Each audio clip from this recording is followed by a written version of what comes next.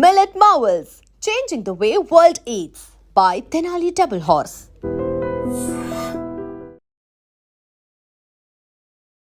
Welcome to iDream media. So జీలకర్ర ఆరోగ్యానికి చాలా మంచిదని చెప్తూ ఉంటారు. సో ప్రతి దాంట్లో కూడా పోపు దినుసుల్లో ఇది ఉంటుంది. అయితే జీలకర్ర జీరా వాటర్ తీసుకుంటే చాలా రకాల ఆరోగ్య లాభాలు కలుగుతాయని చెప్తూ ఉంటారు. అయితే జీరా వాటర్ ప్రిపరేషన్ ఏంటి, ఎప్పుడు తీసుకోవాలి, ఎటువంటి అనారోగ్య సమస్యలు తగ్గిస్తుంది, వివరాలు తెలుసుకుందాం. మనతో పాటు ప్రముఖ vegetable therapist and sun spiritual society founder, Leo diet specialist Vikramaditya Guruji గారు ఉన్నారు. గురూజీ నమస్తే అండి. సూర్యోస్మితల్లి. గురువు గారు, అంటే పోపు దినుసులు ఉన్నాయంటే వాటిలో చాలా రకాల మెడిసినల్ వాల్యూస్ ఉండబట్టే అదొక పోపుల డబ్బాలో చేరిపోయాయి. వంటిల్లే ఔషధశాల ఇలా చెప్తూ ఉంటారు. అయితే జీరా వాటర్ చాలా ఎక్కువగా చెప్తూ ఉంటారు. జీరా వాటర్ తీసుకుంటే మనకు అనారోగ్య సమస్యలు తొలగిపోతాయని. ఏంటి అంత స్పెషల్ బెనిఫిట్స్ ఏమున్నాయి దాంట్లో? స్పెషల్ బెనిఫిట్స్ లేకుండా అంటే మనకి ఈ స్ప్రౌట్స్ లేకపోతే ఈ మసాలా దినుసులు ఏవైతే ఉన్నాయో చాలా రకాలు ఉన్నా మనకి అధిక ప్రాధాన్యత జీలకర్రలాగే ఉంటుంది సోంపు, కానీ దాన్ని మనం వంటల్లో వాడడం, అది అరోమాటిక్గా వాడిని ఆ భోజనం చేసిన తర్వాత తీసుకుంటాం. కానీ ఇక్కడ జీలకర్రకు ఉన్నటువంటి ప్రాధాన్యత మన శరీరంలో వాతము, పిత్తము, కఫము, కెటబాలిజం, మెటబాలిజం, ఎనబాలిజం వీటి మీద పనిచేస్తూ ఉంటుంది. దాంట్లో ప్రధానంగా మనం తీసుకునేది ఈ జీలకర్ర అనేది పిత్త ఆధిక్యతని, అలాగే పిత్తం చెడిపోయిన పిత్తాన్ని బాగు చేయడానికి, అలాగే కఫాన్ని సరి చేయడానికి కూడా జీలకర్రని 2 సందర్భాల్లో వాడతారు. ప్రధానంగా అధికంగా పిత్తాన్ని బాగు చేయడానికి చాలా అద్భుతంగా ఉపయోగపడుతుంది. మనకి సోంపు కూడా పిత్తం యొక్క ఆధిక్యతను తగ్గించడానికి, పిత్తం చెడిపోతే బాగు చేయడానికి సోంపు ఉపయోగపడుతుంది. కానీ అది కఫానికి పనిచేయదు. ఇది కఫాన్ని బాగు చేయడానికి, అంటే మన శరీరంలో ఈ 3 కూడా అధికంగా వృద్ధి చెందడము, చెడిపోవడం రెండే జరుగుతాయి. వాటిని బాగు చేయడానికి, వాటిని బ్యాలెన్స్ చేయడానికి ఉపయోగపడుతుంది. వాతము, పిత్తము, కఫము 3 కూడా ఆయా సందర్భాలలో తిథుల ప్రకారం, ఋతువుల ప్రకారం, మనిషి యొక్క జీవన విధానం ప్రకారం మారుతూ ఉండాలి. శారీరక శ్రమ చేసే వాళ్ళకి వాతం సరిగా లేకపోతే బలహీనంగా ఉంటారు, పని సరిగా చేయలేదు.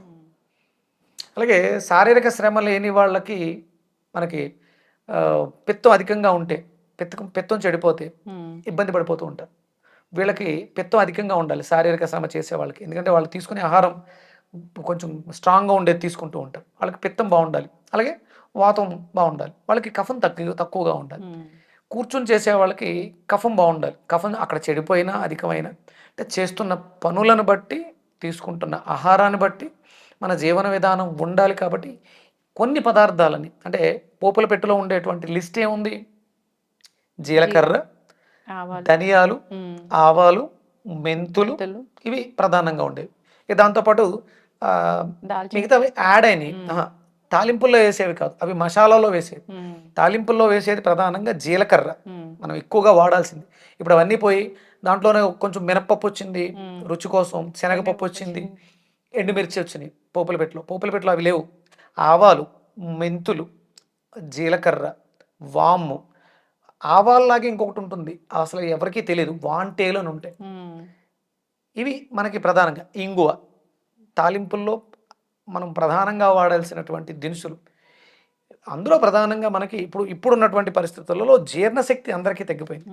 జీర్ణశక్తిని మెరుగుపరుచుకోవటానికి, అంటే మన శరీరంలో ఎండోక్రైన్ గ్లాండ్ సిస్టమ్ మీద జీలకర్ర చాలా బాగా పనిచేస్తుంది అని సైంటిఫిక్గా చెప్తూ ఉంటారు.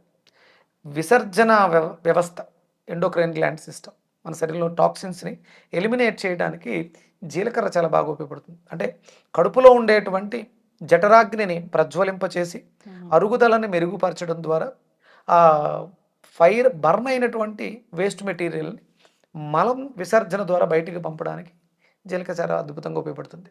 చాలామంది చూడండి మీరు, మసాలా దినుసుల్లా బయటకు వచ్చేస్తూ ఉంటాయి మోషన్లో, అంటే అవి కూడా అరగని స్థితిలో ఉంటాయి.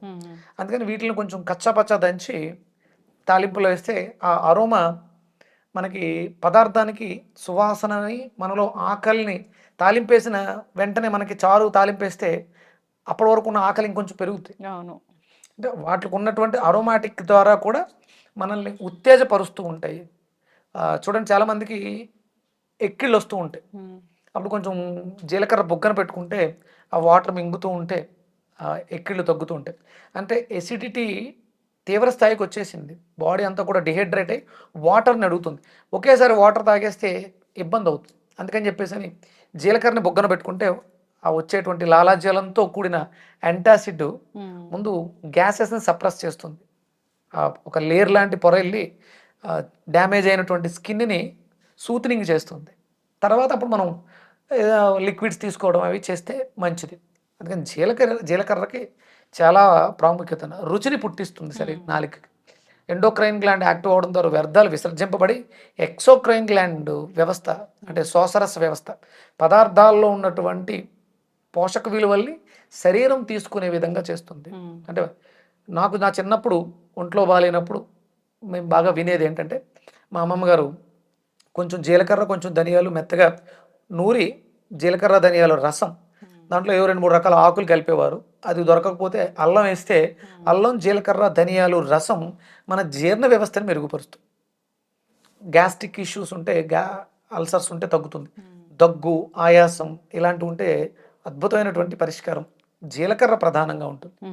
జీరా వాటర్ మార్నింగ్ తీసుకుంటే సరిపోతుందా? అవునమ్మా, ఇదంటే నైట్ సోక్ చేసి నైట్ అంతా నీళ్ళలో నానబెట్టి ఉదయం లేచిన వెంటనే దీన్ని కొంచెం వేడి చేస్తే ఇది ఇంకా కలర్ రాలేదు, బాగా ఎక్కువ నానితే ఏమవుతుందంటే ఎల్లో కలర్ వాటర్ వస్తుంది. ఎల్లో కలర్కు ఉన్నటువంటి అద్భుతమైనటువంటి లక్షణం ఏంటంటే పదార్థంలో ఉన్నటువంటి కృత్రిమంగా వచ్చేది కాదు, న్యాచురల్గా వచ్చేటువంటి ఎల్లో కలరు సెల్ రిజర్వేట్కి దోహదం చేస్తుంది. జీలకర్ర కూడా మన శరీరంలో ఉన్నటువంటి రిజనరేట్ ఆర్గాన్స్ ఉన్నాయి, రీప్రొడక్టివ్ ఆర్గాన్స్ సెల్స్ అన్ని రిజనరేట్ చేసి వాటిల్ని అభివృద్ధి పరుస్తుంది. సెల్ రీజనరేషన్, యాక్సిడెంట్ అయిన తర్వాత అక్కడ కొత్త సెల్స్ రావాలి అన్నప్పుడు జీలకర్ర నీళ్ళని ఉదయం నైట్ నానబెట్టి ఉదయం ఒక 5 నిమిషాలు మరగబెట్టి వడకట్టి దాన్ని తీసుకోవడం. కొంచెం కచ్చపచ్చ దంచితే దాంట్లో ఉన్నవన్నీ ఆ పోషక విలువలన్నీ కూడా వాటర్లో బాగా తీసుకుంటుంది. దాన్ని మనం మరగబెట్టి గోరువెచ్చగా కొంచెం తేనె వేసుకోవచ్చు, లేదంటే కొంచెం మింట్ వేసుకోవచ్చు. గ్రీన్ టీ తాగే అలవాటు ఉంది, ఇది జీరా టీ, జీరా సూప్లా తాగొచ్చు. కొంచెం ఇవి ఉంటుంది మన బ్లాక్ సాల్ట్, టేస్ట్ చాలా అరోమాటిక్గా చాలా బాగుంటుంది. మసాలా జీరా టీ ఇలా కూడా తాగొచ్చు. దానివల్ల చాలా ప్రయోజనాలు, కొన్ని మనకు తెలిసినవి మాట్లాడుకున్నాం, తెలియనివి ఇంకెన్నో. ఇది శరీరానికి ఆరోగ్యాన్ని చేకూర్చేది.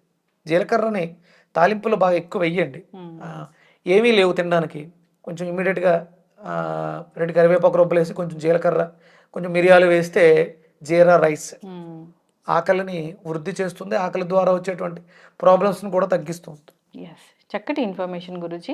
జీరా వాటర్ ఆరోగ్యానికి చాలా మంచిది. జనరల్గా కూడా చెప్తుంటారు జీరా సోడా కూడా దొరుకుతుంది కదా, ఇండైజెషన్ ప్రాబ్లమ్స్కి అద్భుతంగా పనిచేస్తుంది. ఏదైనా కానీ వీటిని వాడాలి, ఈ పోపుల పెట్టెలో పెట్టారంటే అవి మన ఆరోగ్యానికి మేలు చేకూర్చేవే. సో పరిమితిగా వాడుకోవాలని కోరుకుందాం. చాలా చక్కటి ఇన్ఫర్మేషన్ గురూజీ, ఫాలో అవ్వాలని కోరుకుందాం. ధన్యవాదాలు. సూర్యస్మితలు. And for more videos, Please subscribe to iDream. Please subscribe to iDream. Please subscribe iDream. And please subscribe to iDream. For more videos, subscribe to iDream. please like, share, and subscribe to the channel. Congratulations, iDream. Subscribe to iDream. Subscribe to iDream. So subscribe to iDream Media. iDream team అందరికి huge congratulations. Please subscribe iDream Media. Please subscribe to iDream. Subscribe iDream. Please subscribe to iDream. iDream అంటే నా కళల channel subscribe చేసుకున్న నోరు తిరుగుతలేదు, మీరైతే గంట గుర్తు కొట్టండి. For more such videos, please subscribe to iDream. Subscribe to iDream. Please subscribe to iDream. Please subscribe iDream Media. Please do subscribe to iDream. Please subscribe to iDream Media. For best entertainment and information, please subscribe iDream. And don't forget to subscribe to iDream.